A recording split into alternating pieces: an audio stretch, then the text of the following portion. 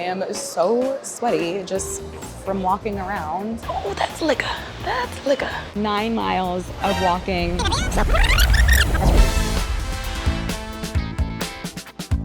I have chosen to be trapped in the Changi Airport for 24 hours. This airport is very special because it has been in movies, all over social media. You've definitely seen this airport before. I have researched the best places to eat and drink, the best activities, and the best lounges. I'm gonna be checking out the best of the best and then ranking those. Say we start the clock.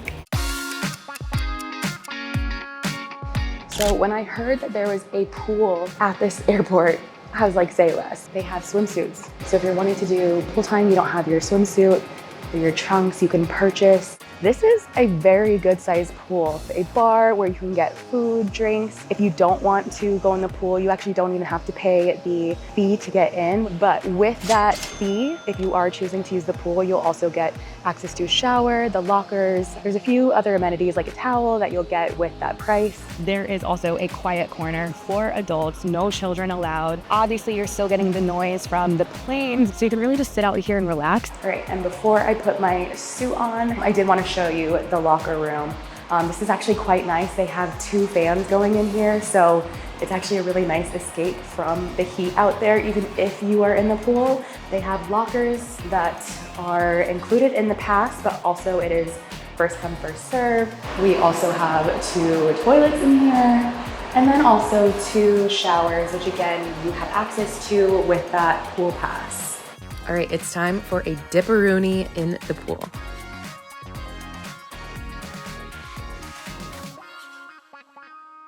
All right, guys, before we get into today's adventure, I want to introduce you to my favorite new suitcase by Victorinox, who is today's sponsor.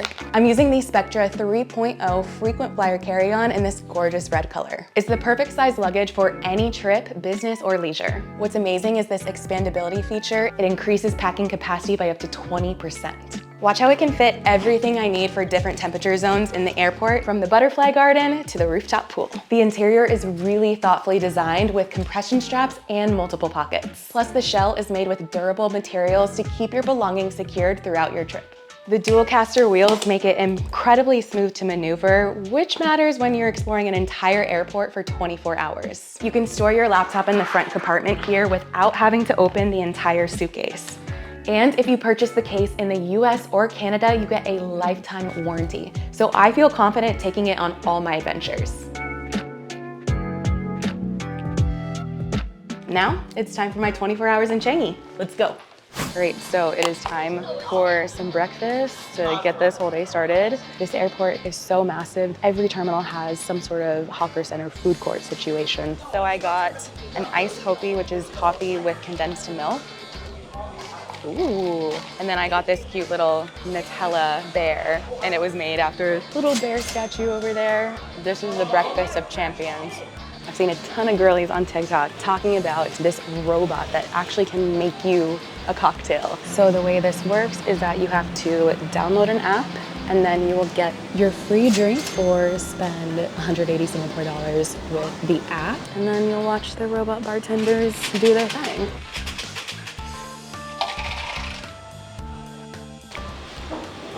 Oh, that's liquor. That's liquor. This is the Levi Lounge. They have a whiskey wall where you can taste several different whiskeys. I am going to try one of these whiskeys.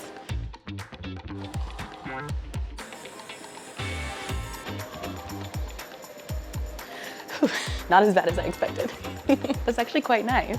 So something that I really love about the Changi Airport is that every terminal has some sort of garden concept to let you get outside. This is the one I've been probably looking forward to the most because it is a butterfly garden. This is just so special, and I also love that this airport really just leans into the beauty of nature, creating this like Zen environment for what is usually a very chaotic, exhausting experience of traveling and being in an airport. So another thing that is just so cool about this airport is that it has a movie theater, and it's all free. So they play movies all day, free screenings all day, all night. Only thing is you will not find your typical concessions like popcorn and candy and things like that. Go find your snack, go grab your popcorn from somewhere else, and then you pop in to the movie theater. So besides shopping and eating, you can also play. There is a rock climbing wall, and then they also have this slide. This looks pretty intense. So one thing to note, if you are planning on using this slide, you'll want to download the Changi Airport app and then make an account, and then you'll come to this counter, this customer service counter, and it gives you 10 rides on this slide. Also something to note though, the slide doesn't open until 12. Try to time it right.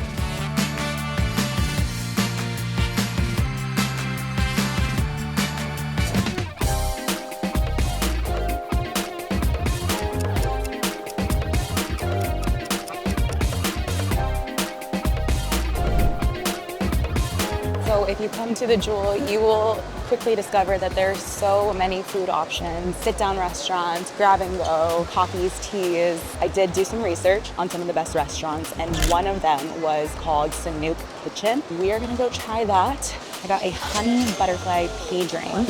Whoa. It was a lot, but I can tell that they are good. All right, and then we also got a noodle dish. Oh, that's so good. That is everything I've been eating. A pro tip, if you are gonna be dining in the Jewel, highly recommend sitting on the inside, because then you'll have a perfect view of the rain vortex, especially at night when the actual rain show starts. You'll have a perfect view away from all the crowds.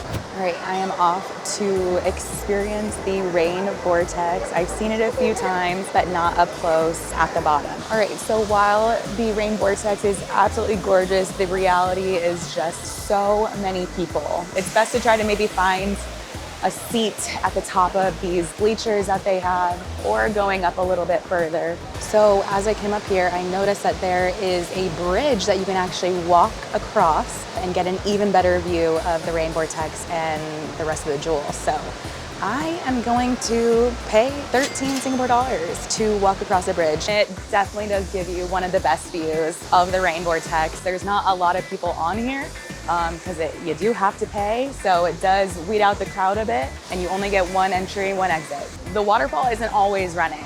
If you're hoping to see it, you gotta stick around through the morning.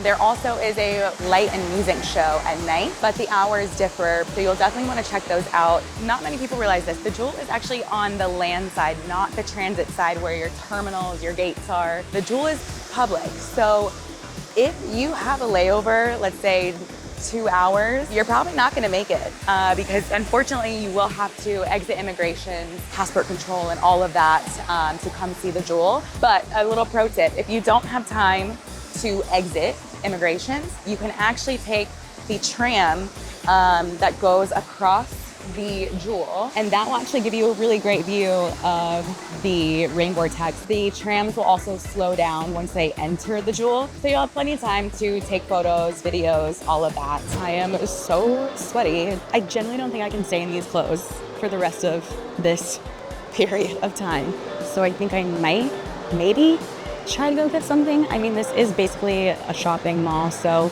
it does feel wrong for me to just walk out empty-handed. So I guess we should.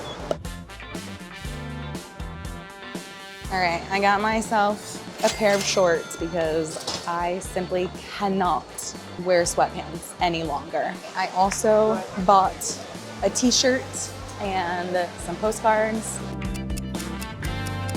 One thing I couldn't miss in the Jewel was Suto Ramen. It has a Michelin star. I don't care if I've been sweating all day. I'm getting into this ramen.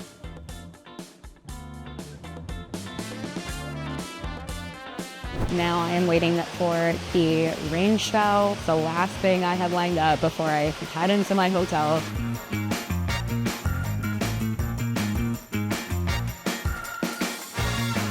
I wouldn't say it was the most amazing thing I've ever seen. I actually think I like the rain vortex without all of that. Like, it's just so pretty on its own, but it was still really cool to see. Just have to show how much walking I have done today. 20,000 steps. 9 miles of walking around the airport, around the Jewel. I think it's time to go rest up. Have an early start tomorrow morning to go check out some lounges and then head home. All right, for the night, I'm staying at the hotel. It is located in the Jewel, which is great, easy access to, get to your flight tomorrow. This is probably the smallest room I have ever stayed in. That's kind of what I think hotels are known for. Very like pod-like. All right, so we have a very nice mattress. It also goes up and down, which is nice. You'll just use it right here and then you can adjust. They do include a hairdryer. They also provide toothbrushes. The products that they use are from Urban Jungle. It actually smells quite good. So they give you the hand and body wash, and then they also include some shampoo. I think it's time for me to go to sleep. So much fun exploring, but it's time to say goodbye. Good morning from the Jewel. It's actually time to head back into the terminals and check out some lounges. There are quite a few at Changi, and it could probably be a little bit overwhelming. So we're gonna check out the best of the best. So the first lounge that I visited was a SAT, and I really didn't know what to expect because I've actually never heard of it. The lounge is like a hybrid of a credit card bank lounge and an airline lounge. They walked me through all the details that they put into this lounge, the way that Singapore is represented in so many different forms throughout, whether it's the tiles, the chefs, the art, everything is just so tailored to this like beautiful, luxurious experience in Singapore. These are little private cubes. I like kind of feeling like this, very nice and cozy. Extra counter space, we love it. Also have a lounge chair. You can find them in this executive room, and then there's also lounge chairs out in the main area. The part that I love the most is that I think that it is the best way to say goodbye to this country because you will get an authentic meal from Singapore, whether it's a traditional Chinese meal, Malaysian meal. It's a great way to just kind of put a nice like bow on the end of your trip.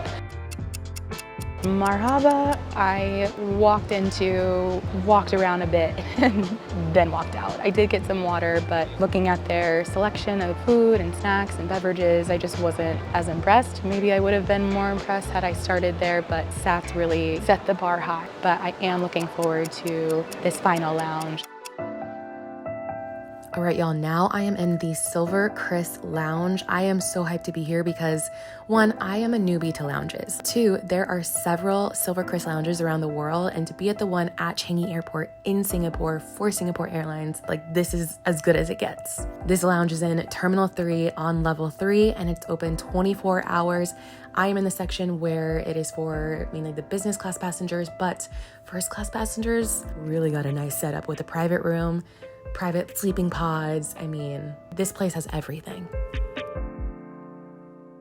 For my last meal before I hop on my flight, I got chicken rice. This is a classic meal.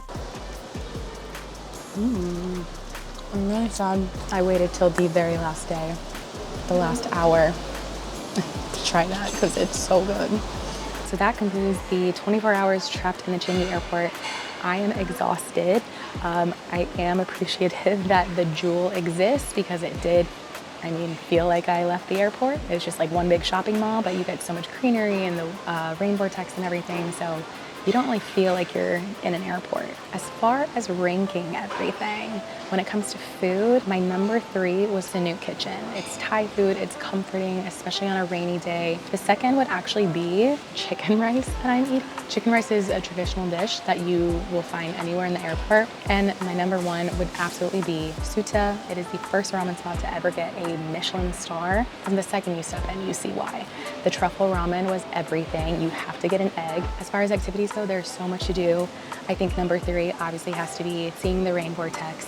It's absolutely stunning. I particularly loved the bridge up at the top. My second activity would actually be the butterfly garden. I think it's just a really special place that you can step outside, get some fresh air. They actually put out flowers and pieces of fruit, so they actually are like near you and you can see them. And my number one is the Aerotel pool. Get the pool pass. Don't forget to pack a swimsuit. It's worth it. As far as lounges go, I did only see 3, so that's all I'm really basing these rankings off of. Number 3, Marhaba, was not impressed. I just didn't feel like I would want to sit there. The second one is actually going to be this Silver Chris Flyer. The leather mixed with the blues and the greens, the different glass art, everything. It all ties together so well. But as I was sitting there, I was thinking, I kind of just want to go back to number 1, Sats Lounge. The staff was so kind and generous. Every part of that lounge has a purpose, and it all ties back to Singapore, whether it's the mom and pop shop from a hawker that they chose to feature that month, highlighting their